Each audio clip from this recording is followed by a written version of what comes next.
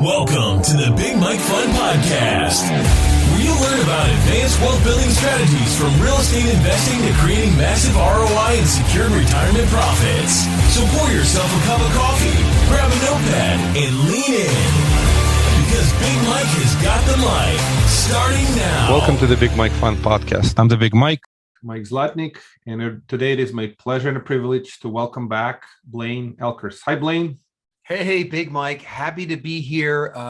Your audience is lucky to have you on these podcasts, and I feel blessed to be able to come back and share for a second time. So that's awesome. I'm honored and humbled, and knowing you, you are the American Chief Result Officer. You're the best of the best, and genuinely, I'm just so humbled to have you here, because you help folks get things done. And this is not an easy journey. So let's just go back before we jump into that, anything new and exciting with your family? I think you mentioned your son just had a birthday. So happy birthday to your son. Anything else just cool happening in life of Blaine? Yeah, I mean, I think we're starting to come out of restrictions and travel and things like that. So it was great. My son and his girlfriend came over this week for his birthday, 28 years. I don't know how they go so fast, but he's doing well. Him and his girlfriend just celebrated 5 years working at Apple. So that's been awesome.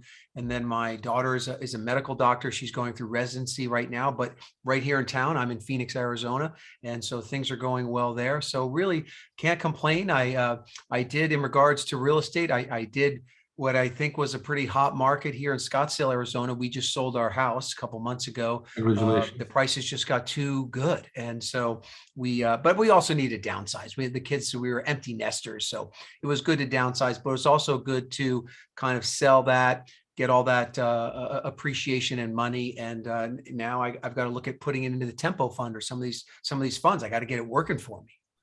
Thank you, Blaine, for thinking of us. Appreciate the thought, and yeah, it's kind of interesting. So downsizing it's a beast of its own. It's another conversation. Some folks sell their medical practice or dental practice, and the kids are gone. So you got to downsize the house, and you got to invest the money somewhere. So, but let's go back and talk about kind of where you are the number one, the American Chief Results Officer. So how do you get things? How do you get people to do things? How do you help people, I guess, form habits? Because to get things done, I guess people need to form a new habit. Without a habit, it becomes a plan, and then the execution can stall. So I know you have some great new ideas and some thoughts on the subject. Share your wealth, your wisdom.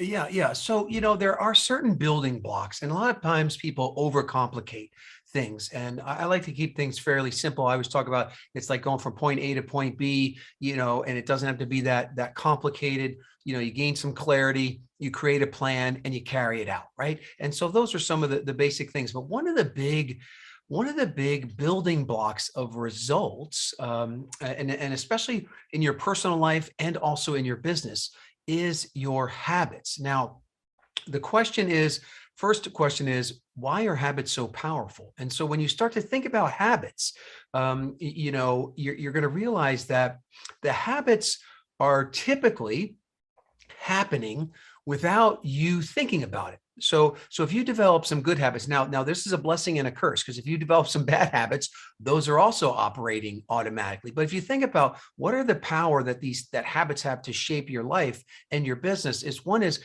they're happening without you having to think about it. So habits, once you're set up, some good ones, they happen without motivation, without willpower, without much brain effort, right? So they can be, really, really powerful. They also are powerful in the fact that when you develop a good habit, your self-confidence goes up, your consistency goes up, and then all of a sudden your belief in yourself goes up. And now that kind of opens up a whole nother door of possibilities, for you. And I do believe that habits are the backbone of your health, pretty much. And last time we talked a little bit about that when I was on, but then also your wealth.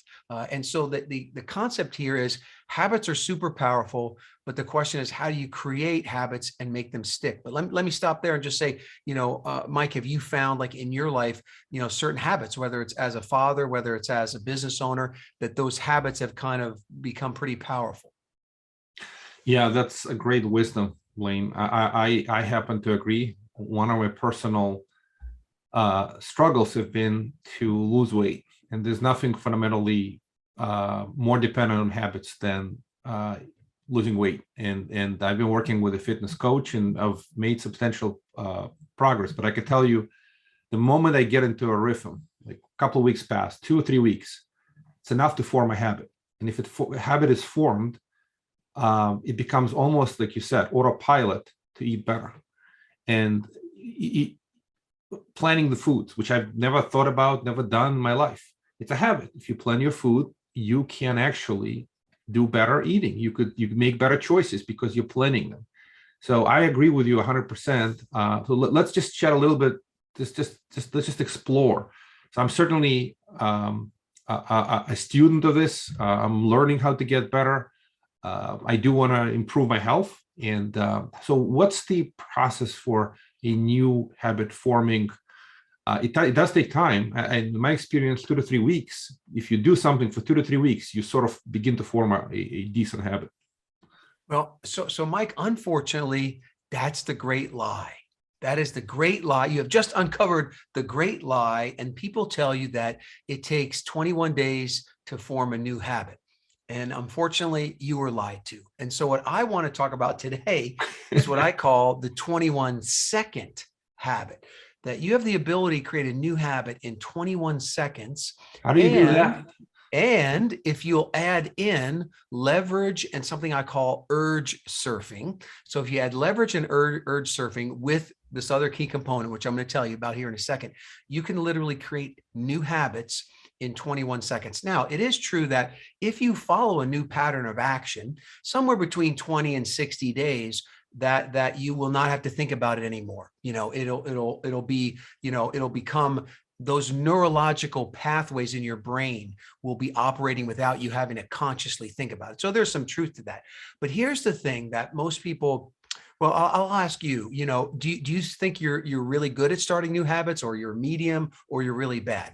How would you say your skill level is developing new habits? I unfortunately I correct this joke. I'm an old dog. I'm not really old, but it's hard to train old dogs new tricks. I do have habits developed over years, and it is hard to. I would probably put myself in a category where I struggle to form new habits, especially with eating. This has been many year long struggle.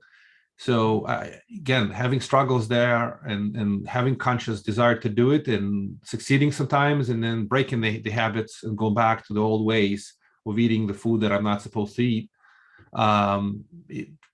So the answer to the question, probably difficult. An old dog, difficult to train new habits. Okay, so good point. Now, this idea of like bad habit elimination, we're going to save that for another podcast, because that will be a podcast unto its own. But in this concept of creating new habits, I realize that everyone, you, me, we are already habit masters, meaning that we have developed certain habits that we have complete mastery over. So a lot of times I'll ask people, do you brush your teeth? And most people say yes. And so the habit, I said, well, when's the last time you went a couple of days without brushing your teeth? Never. Years. Can't remember the last time I missed X number of days. Now you might miss a day here or there, something happens, but you're already a habit master. When camping in the wild, well, I guess you bring your portable brush. You can bring your portable brush. There could be sometimes that happens, but very rarely. And so I'll tell you the story of my wife. And this is where I discovered something that I call habit linking, which is key.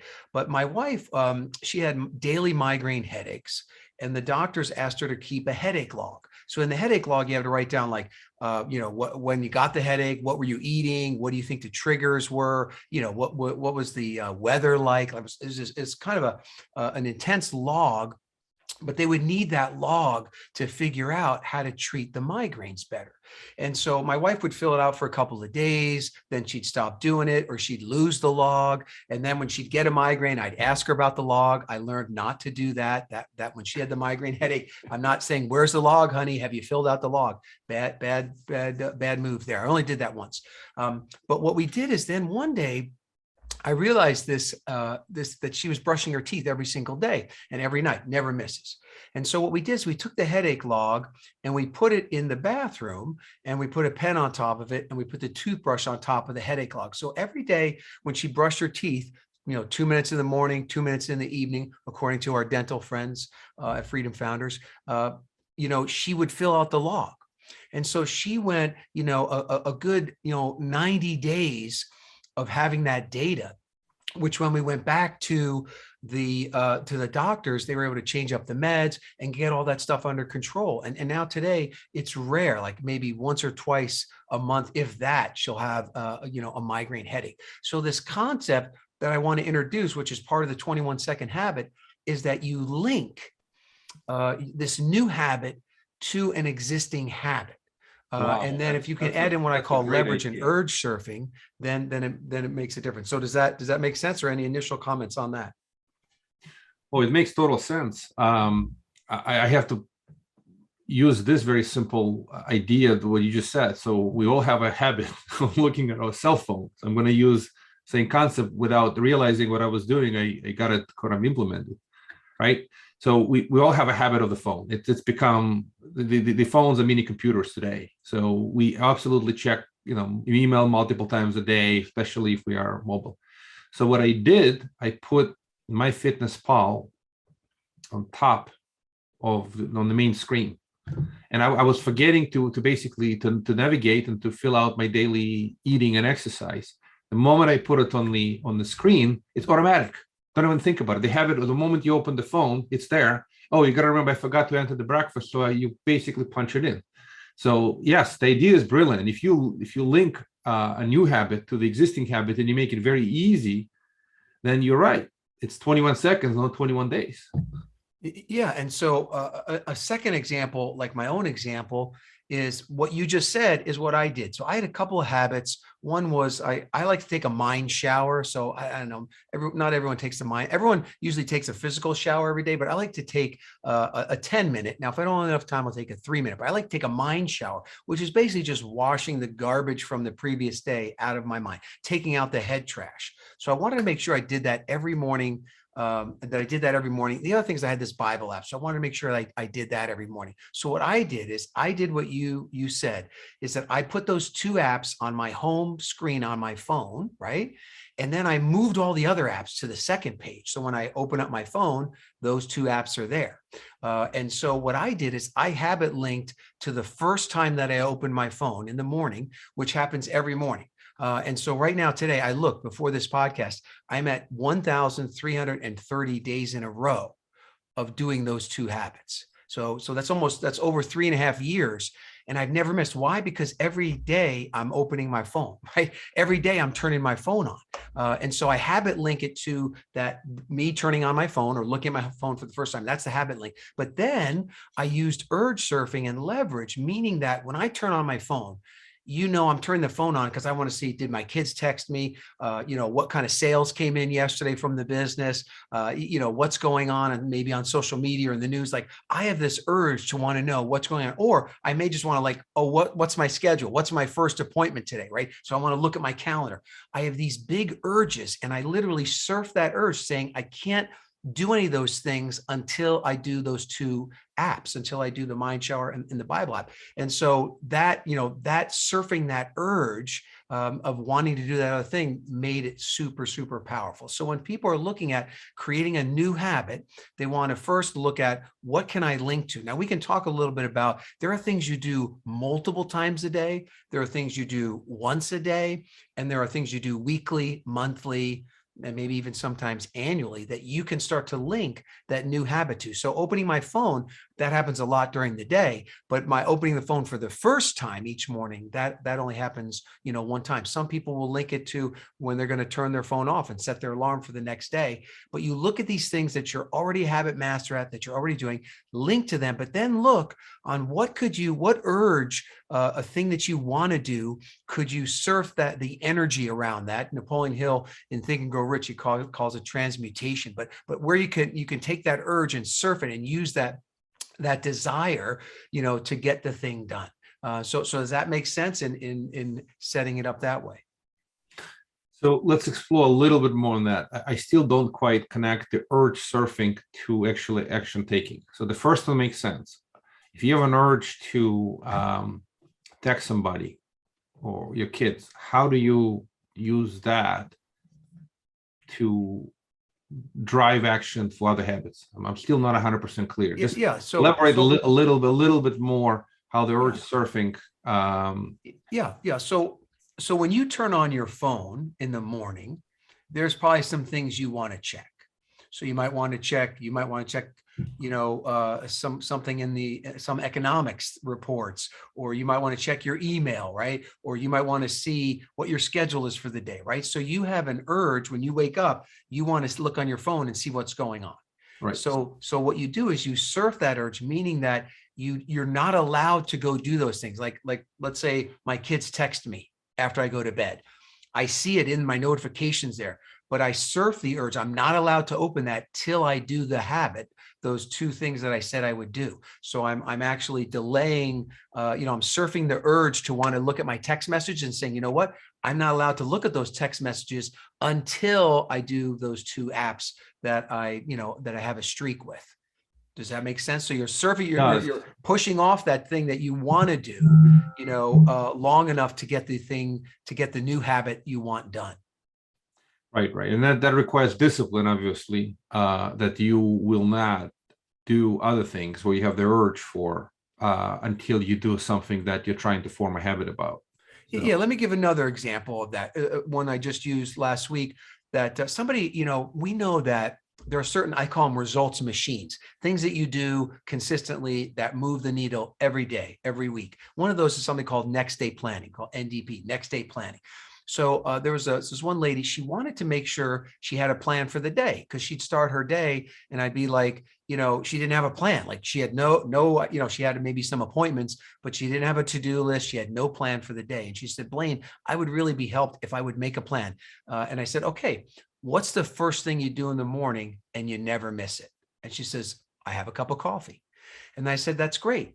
You're not allowed to take a sip of that coffee. You can make it and smell it and you can't take a sip of that until you start your plan. Now, you can make your plan while you drink the coffee, but you have to start the plan before you have the coffee. And so when she habit linked to the coffee, happens every day, doesn't have to worry about it. She went the next 5 days in a row. After a business week, I talked to her. She went 5 days in a row, not missing the plan. So again, she surfed that urge for the morning coffee. So she linked to the morning coffee, which happens every morning. And then she surfed the urge to want to drink that and say, I can't drink it. Or if I start to drink it, I have to make the daily plans. That makes total sense. Yeah. And I love the next day planning. I do that all the time. It's literally when most of my schedule, and just an observation on this, it's almost like if I have a empty time on a day, and it's disturbing. I need to have either scheduled calls, meetings, or block time with actions that I need to do during those times, those hours. So that plan makes your life a lot easier to think through when you're going through what you need to do. You don't have to rethink it. You have a plan. If you don't have a plan, it becomes a little bit of the noise. The noise is going to consume all your time. So that's a great habit. I agree with you. I think that's one of the phenomenal habits. Well, and the other thing is this idea of surfing the urge. Like the urge is very personal. It's something that you feel you have to do, or it makes you very uncomfortable. For example, you just mentioned, hey, I like to have my day planned. And you're like, oh man, I got to get this planned out. And so you could surf that urge to get your day planned out and say, you know what, I'm not allowed to plan my day until I take the walk. or until I eat the healthy meal, or, you could link it back to something that you're trying to build on the personal side. So just realize that whenever you have a desire for something, that is a power moment for you, because you can surf that urge into doing something that you want to do, and now sometimes you don't have a lot of time, and so you got to do something quick. But when you start to reward yourself for surfing the urges, you get better and better at the surfing. So the first time, it might not be that easy. Like the lady with the coffee, she doesn't have the plan. So maybe she just has to write down her top 2 things she wants to do today, make it quick and get going. But then as time develops, you kind of get better and better. So just like you could learn surfing, you can learn to surf your urges and get more and more out of the urges that you have to get more results. Yeah, makes total sense. It's funny. My fitness coach, we chatted, it's not an easy task, obviously, to eat better, but one of the simple concepts, the same way you have an urge for chocolate, right? Wonderful. Well, you can't have your chocolate until you eat all the healthy food. And if you basically fill your day with the healthy foods, you are allowed to have that chocolate or whatever you have the urge for. So it's almost like you have to do the habits before you can have your gratification, and you're not allowing the gratification or the urge to take place until the items that you need to build into a habit become a habit. Yeah, I like that this. makes This sense. is really cool. This is good. That makes sense too. Like you feel like you're surfing a wave, right? So the same thing, your urge is like that wave, and it will subside, right? So if you are feeling like a sweet tooth, but you have some watermelon or something else instead, or you go for a walk, or you get real busy, or you get involved in a webinar or a Zoom or something, then that urge is going to dissipate, right? So that's going to help you in that. And the other nice thing, so this 21-second habit concept is you do habit linking. So you take that new habit and you link it to an existing habit, something that you're already really, that's happening automatically in your life. And then if you can, you want to add some type of urge surfing or leverage on yourself so that, you have to do the thing before you get something else. And that really tends to lock it in. And so when you start thinking about, okay, what can I habit link to, right? So we talked about the morning coffee. We talked about unlocking your phone, right? Brushing your teeth is something that happens multiple times a day. Checking email, checking voicemail. If you start to think about it, there's a lot of things that already happen every single day, multiple times a day.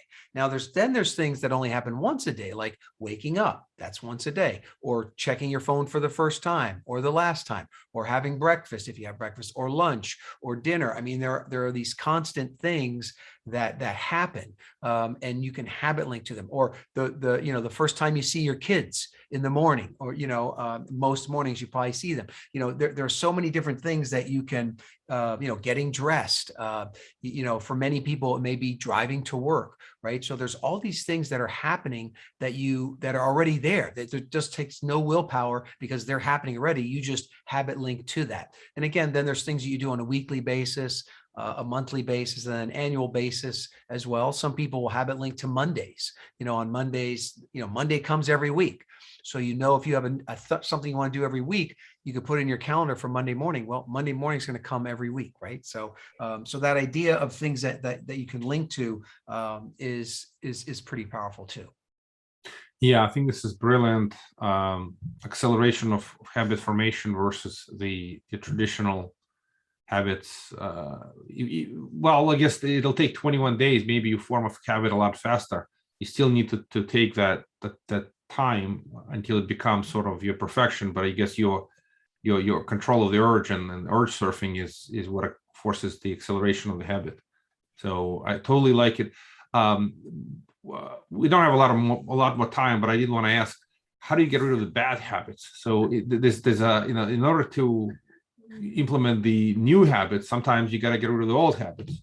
An obvious example, and it is substitution effect. I mean, in eating, and I've had it with the Right. the fitness coach. I want the chocolates, but really, I want a little bit of sweet. Maybe strawberries or blueberries will do a better job.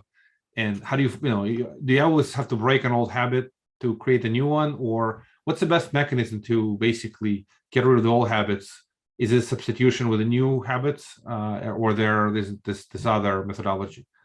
Yeah. So new habit creation, is kind of positive, forward looking. And the best thing is to have it link it to something you're already doing.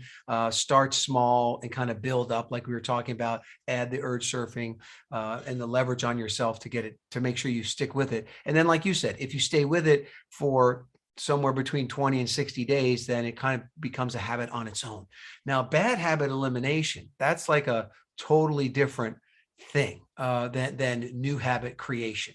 And so you are right that in the beginning, there's kind of some basics to bad habit elimination, and then there's some not more maybe advanced techniques or things you can do. But the big thing is that there's this idea of knowing, why do you want to get rid of that habit? And so some of the basics are we call it the big why, the substitute habit, which is what you mentioned, and then minimizing or eliminating triggers. So that's the basics in bad habit elimination. You have to have a reason. Now, if the reason's big enough, you might not need anything else. So my wife's dad, he was a smoker, and he tried to quit many, many times, couldn't. He'd fall off the wagon, back and forth.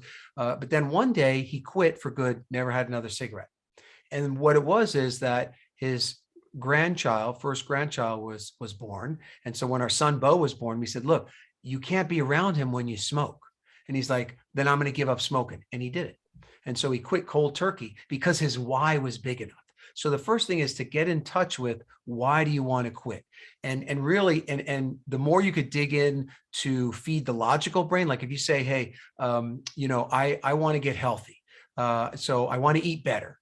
And so if you dig into this bad habit of eating bad food, and then you go online and you research, well, what does this bad food do to you? What does it do to my body if I'm carrying around an extra 30 pounds? And like, look into the, really kind of the bad side of things, right? That helps you build your why.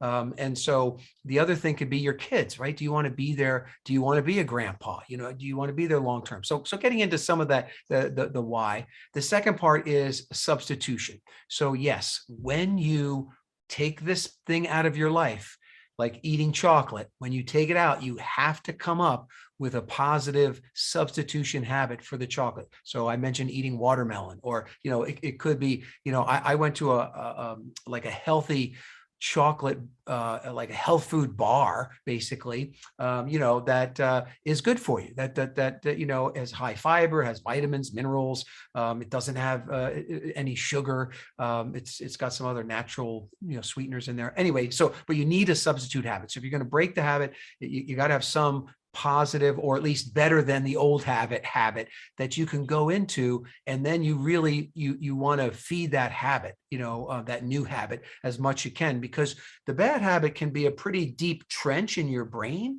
right? So you're falling into the trench and you're trying to fill in the trench so that you can get out of there. But bad habits can be hard to break. So number one is the big why. Number two is the substitute, and then the number three is you have to minimize and reduce triggers. So if that bad habit is like eating chocolate, what makes you eat chocolate? Like, say, well, after a big meal, I feel like something sweet. Well, then make sure that you end your meal with something sweet, right? That's not chocolate.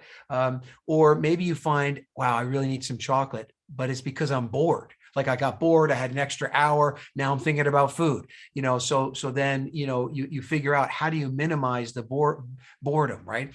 Keep yourself busy. Or the chocolate, maybe something else is triggering you, but whatever you find those triggers are, you want to minimize those. And the best time to identify the trigger is when you fall off the wagon. We're all human. You're going to fall off the wagon. You're going to have a piece of chocolate. But when you have the chocolate, what made you have the chocolate? Just give yourself a moment there to figure out, so you can minimize that cue. Sometimes it's stress, sometimes it's life, hits you pretty hard, and stress can weaken your ability to fight that. But if you have the substitute habit, right? So if you're thinking about chocolate, but instead you have the chewing gum, or you have something else, right? You could go to the substitute habit.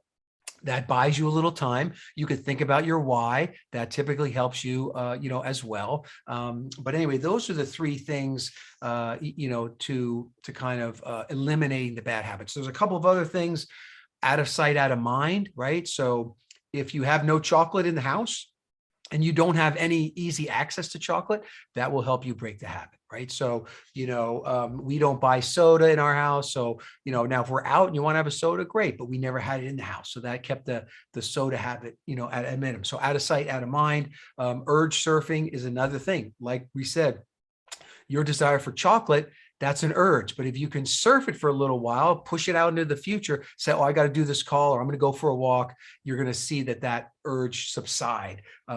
Riding better next time, that's the same thing. When you fall off the bad habit comes back in any way, shape, or form, you have to figure out, okay, I'm going to start again, but how could I ride better next time? How could I do better? What was the thing that threw me into the tailspin here? And this could be all kinds of bad habits of procrastination or not planning your day or all those things. Buddying up is another great thing to do. Is if you find other people that are working on their health or wanting to eat right, hanging around and buddying up with other people that are doing this, eliminating the same bad habit, there's a lot of strength in that.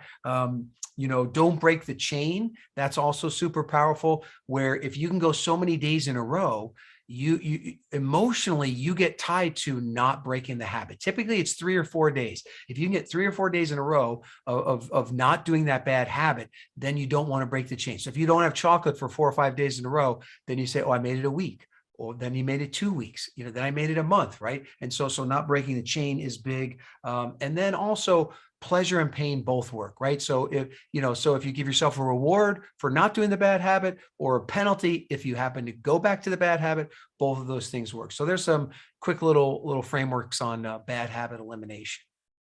Oh, that was a lot of wisdom in short amount of time. Certainly a lot of great nuggets. Substitution is awesome. I use this real simple when I do have an urge to eat. I really just think of a little bit about this, and your substitution idea is such a basic idea. Obviously, chocolates for watermelon or for raspberry or strawberry, but there's another interesting, real basic idea that when you're hungry, you're thirsty. It's I thought about this, and really most of the times I've realized that a lot of it is substitution, food for water. And water is what we need to drink more anyway. Most of us just don't drink enough.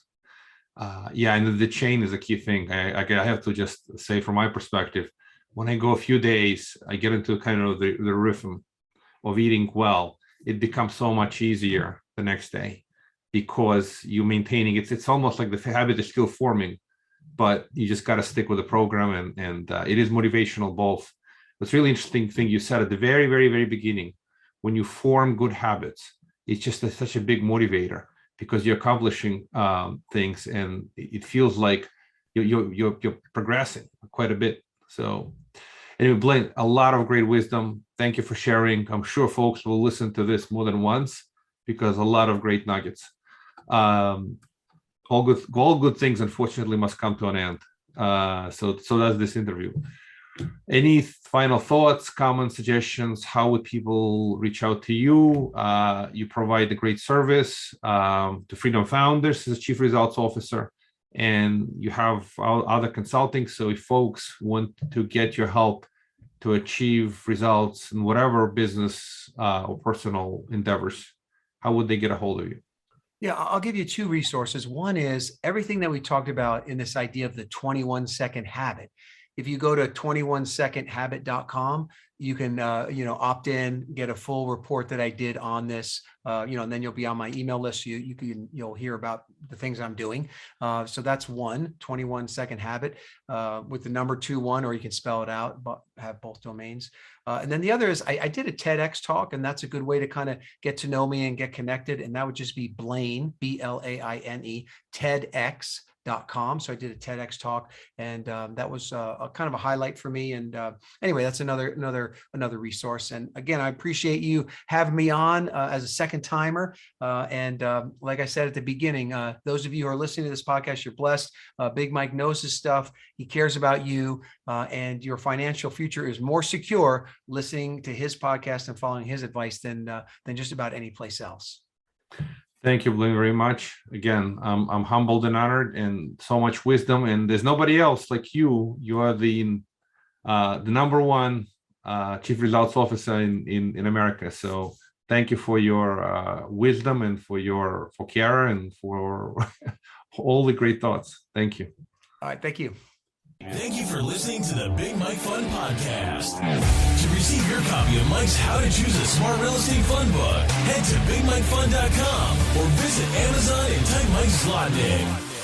Keep listening and keep investing Big Mike style. See you on the next episode.